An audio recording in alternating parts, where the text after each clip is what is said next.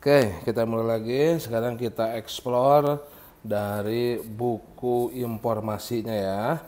Masih di unit kompetensi melakukan perencanaan PBJP level 2 pada indikator keberhasilan yaitu penyusunan spek teknis dan KK ya. IK kedua ya, indikator keberhasilan kedua yaitu penyusunan spek teknis dan KK.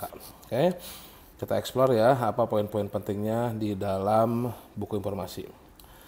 Pertama, nah ini diperkenalkan ataupun diingatkan kembali, ada istilah spesifikasi dan ada istilah KAK ya.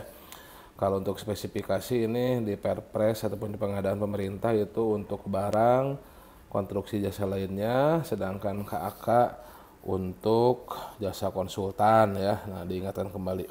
Kemudian nah, kalau KAK, sebetulnya di dalam KAK ada spek teknisnya juga ya, terutama tenaga ahli ya, Nah, namun ada penjelasan terkait input, prosesnya dan outputnya. Jadi ini di dalam KAK ada uraian pekerjaan ya, meliputi latar belakang, maksud tujuan, lokasinya, dan produk yang dihasilkan outputnya. Nah, itu ada penjelasannya dulu. Ada waktunya ya. Kemudian spek teknis jasa konsultan terutama tenaga ahlinya ya, karena konsultan kan brainware.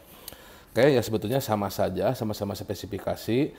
Cuman istilah untuk konsultan ya itu disebut dengan kerangka acuan kerja. Tuh. Selanjutnya di dalam buku informasi diingatkan kembali ya. Ini di level 1 itu atau dasar juga sebetulnya sudah ada ya.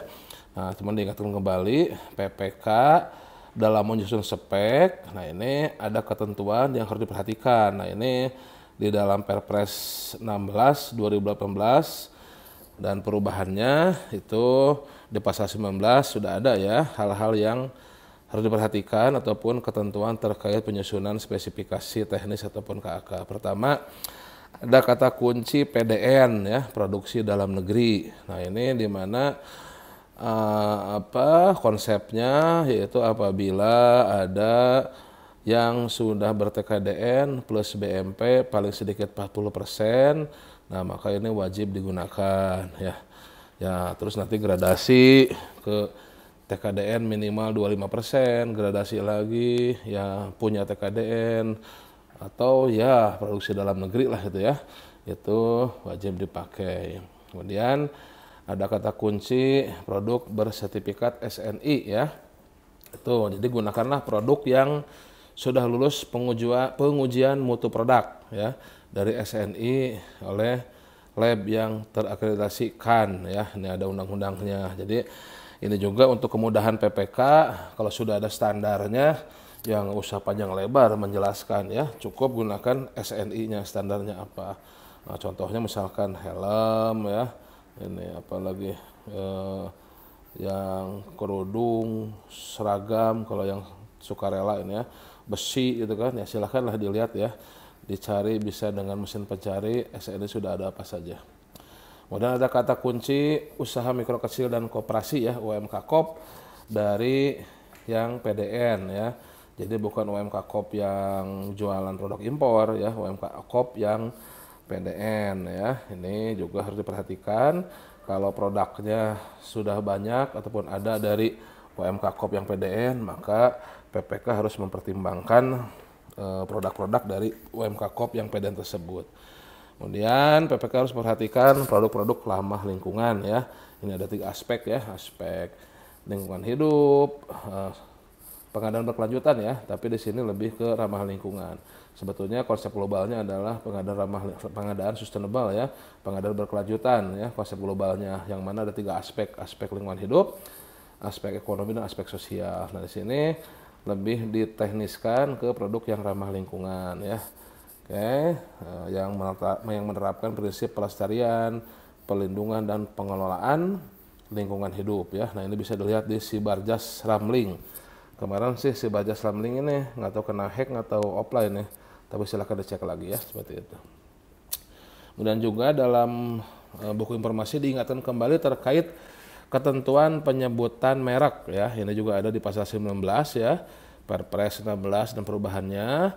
Jadi PPK boleh menyebut merek, dimungkinkan penyebutan merek terhadap komponen barang jasa seperti komponen pengadaan keramik merek Ramon ya, Tata ya, atau komponen suku cadang. Suku cadang itu ya berarti spare part ya yang dicadangkan sebagai cadangan. Misalkan kompresor AC merek Daikin atau ya radiator gitu kan merek Honda mobil dan sebagainya. Bagian dari satu sistem yang sudah ada, bagian dari satu sistem, jadi sistem sudah ada, misalkan ada smart city atau sistem CCTV ya, server jaringan ya. Nah kalau ada bagian yang rusak ya mau tidak mau harus mencari merek yang kompatibel dengan keseluruhannya. Kemudian satu lagi barang jasa yang ada dalam katalog elektronik dengan di purchasing eksekusinya, maka ini silakan menyebut merek. Nah ini yang diingatkan kembali ya. Oke, kemudian selanjutnya di dalam buku informasi ada sumber ya, sumber informasi, sumber data bagi PPK yang dapat digunakan dalam mencari data informasi terkait spesifikasi. Siapa saja? Pertama ada pengguna akhir atau end user ya. Nah, pengguna akhir tentunya tahu apa yang mereka butuhkan ya, dan bisa juga user pengerti terkait teknisnya. Silahkan ya tanya ke pengguna akhir. Kemudian industri dari barang jasanya ya, dari pabrikannya ya, dari brosurnya, katalognya ya, dari industrinya silahkan. Oke, bisa online ataupun bisa offline. Kemudian standar dan informasi pengujian dari tenaga ahli, komunitas profesional atau peneliti ya, standar ya hasil pengujian ya, mungkin dipublish di jurnal atau di asosiasinya ya. Kemudian dari instansi pemerintah yang terkait, dan tentunya ini yang sapu jagatnya SDM pendukung ekosistem pengadaan ya, itu silahkan. Nah, ini sumber data untuk informasi spesifikasi teknis. Oke. Kemudian diingatkan kembali bahwasannya untuk PPK tipe C ini, untuk level 2 ini diharapkan bisa menyusun spek itu adalah yang sederhana dengan berbasis ya jelas input, proses outputnya, tapi yang sederhana. Yang sederhana itu ya di sini ada perbandingannya ya antara sederhana, tidak kompleks tapi tidak sederhana, dan kompleks ya. Nah, ini yang sederhana contohnya ATK, komputer, pupuk, bahan kimia, sewa mesin fotokopi, sewa kendaraan, atau kalau konsultan laporan hasil kajian ya. Nah, ini sederhana-sederhana. Oke. Nah, ini diingatkan kembali. Atau kalau dalam SPM termasuk rutin ya. Oke. Nah, ini tadi juga di slide sudah ya. Jadi sederhana itu ya semua kata kuncinya sederhana lah, sederhana, metodenya standar ya, outputnya juga sederhana ya, contohnya konsultan survei atau renovasi gedung ya, ini untuk yang seleksi ya, untuk konsultan. Oke, di sini juga silahkan bisa dibaca ya, terutama kalau yang susah tidur ya, baca ini buku informasinya ya, 3 menit 5 menit pasti ngantuk lah ya. Kemudian diingatkan kembali apa itu jenis barang jasa, ada barang, ada jasa lainnya, ada konstruksi ya, ada konsultan dan sebagainya. Oke. Lanjut. Nah, selanjutnya, nah ini poin pentingnya di sini ya. Bahwasannya ada komponen minimal dalam menyusun spesifikasi ya, ada komponen minimal yaitu spek mutu atau spek kualitas, spek jumlah atau kuantitas, spek waktu, plus di dalamnya ada tempat juga, dan spesifikasi layanan. Nah, ini spek teknis minimal yang harus ada ya. Jadi ketika Bapak Ibu jadi PPK, ya PPK tipe C untuk pekerjaan sederhana, apalagi yang kompleks lah ya, minimalnya ya harus dilihat ini sudah tergambar belum mutu kualitasnya. Nanti mutu kualitasnya digambarkan, dideskripsikan dengan apa, merek, ada lagi penjelasannya nanti ya, merek, apakah komposisi atau apa ya, itu untuk mutunya.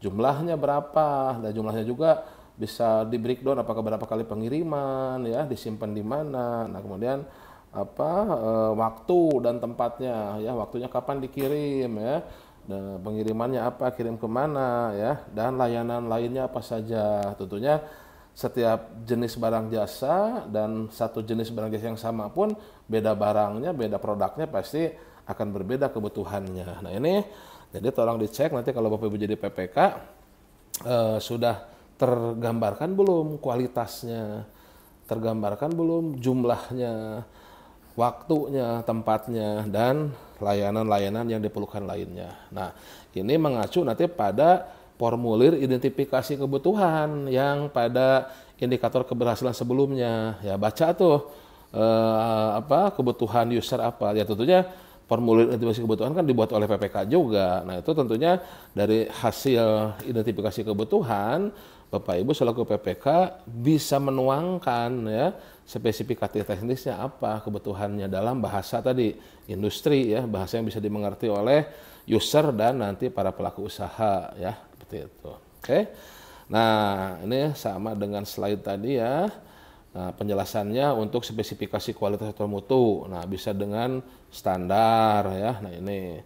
Jadi nggak usah panjang lebar jelasin harus gimana. Kalau sudah ada standarnya tinggal tuliskan aja helm standar SNI sekian, beton kedap air SNI sekian. Nah, ini pasti di dalam SNI itu sudah ada deskripsinya, apakah tahan banting, tahan tusuk, tahan panas, tahan air, debu segala macam, tidak perlu panjang lebar. Nah, ini sehingga sudah akan ada kesepahaman yang sama antara user dengan nanti pelaku usaha apa yang kita butuhkan. Nah, ini gunakan standar kalau sudah ada standarnya. Oke.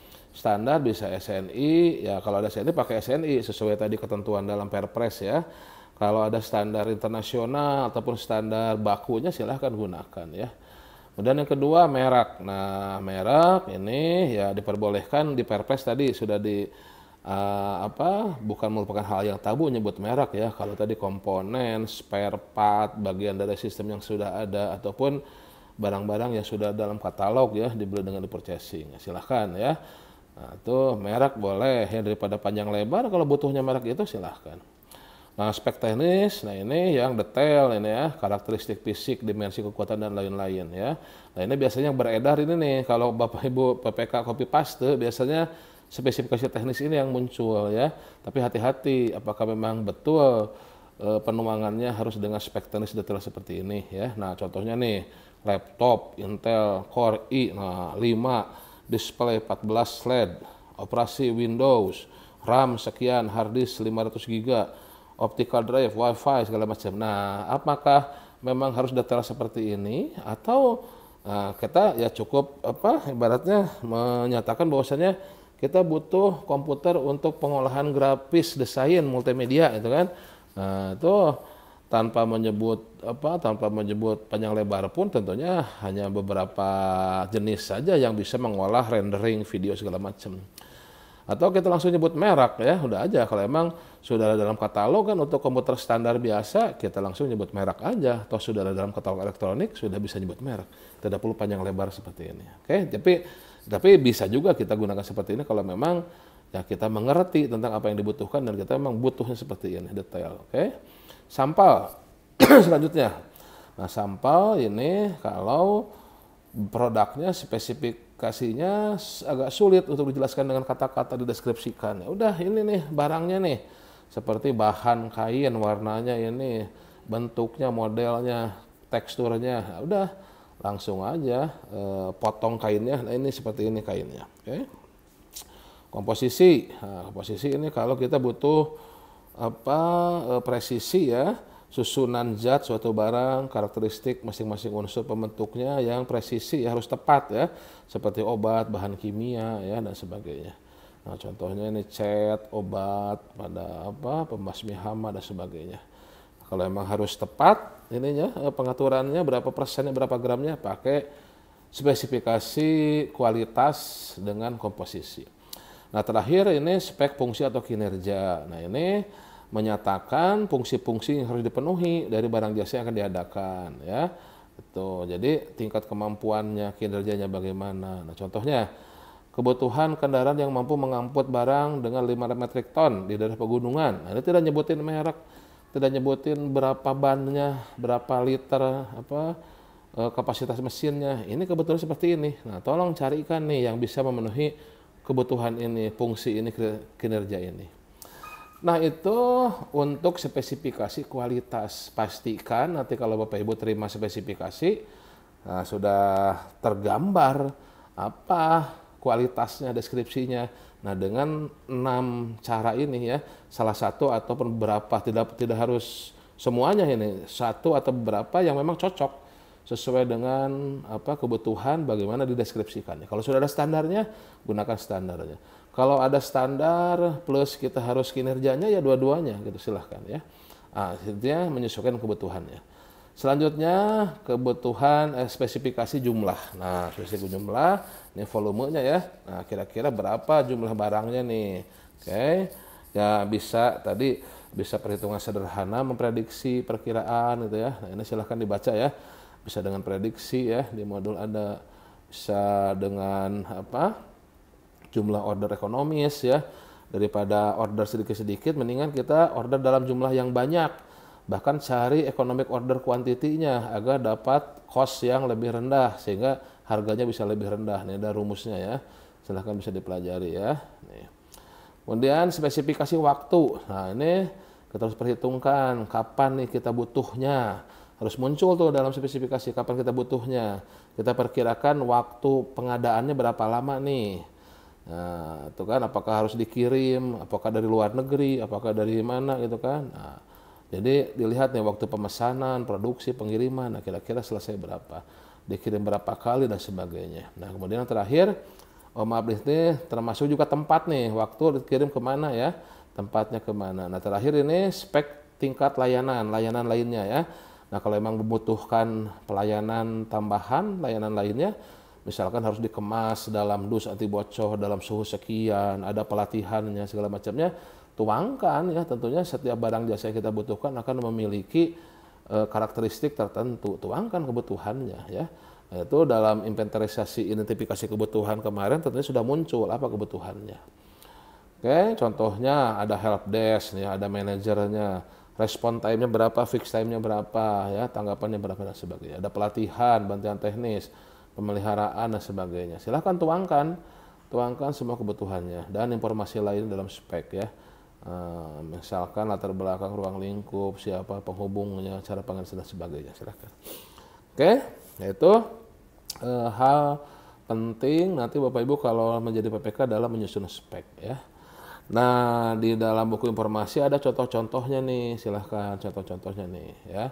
Silahkan bisa dibaca ya sehingga ada gambaran bagaimana cara menyusun spek. Nah, contohnya ini nih apa? Silahkan dibaca latar belakangnya ini. Nah, nih ada simulasi ya. Simulasi. Nah, ini mengadakan meja partisi melalui pengadaan langsung karena sederhana kan pengadaan langsung ya. Jadi mengadakan meja partisi. Nah, ini informasi awalnya ya. Nah, ini spesifikasinya ini nih. Nah, ini kayaknya ini speknya spek detail nih ya. Meja partisi sekian kali sekian. Aluminium ya, laci, warnanya ini detail nih. Nah, ini spesifikasi kualitas yang sebelah kiri, volumenya ada ya, spek kuantitasnya ya. Nah, spek waktunya ada ya. Nah, jadi tadi komponen minimalnya ya. Nah, ini kan, nah terus layanan lainnya nih ya. Nah, layanan lainnya, nah sampai selesai ya. Kemudian ada penggantian. Nah, ini layanan lainnya. Nah, ini gambarnya. Ini spesifikasi detail nih. Nah, contoh nih spesifikasi detail untuk barang pengadaan meja partisi. Kemudian jasa lainnya nih jasa lainnya spesifikasi teknis untuk event organizer yang sederhana contohnya ya.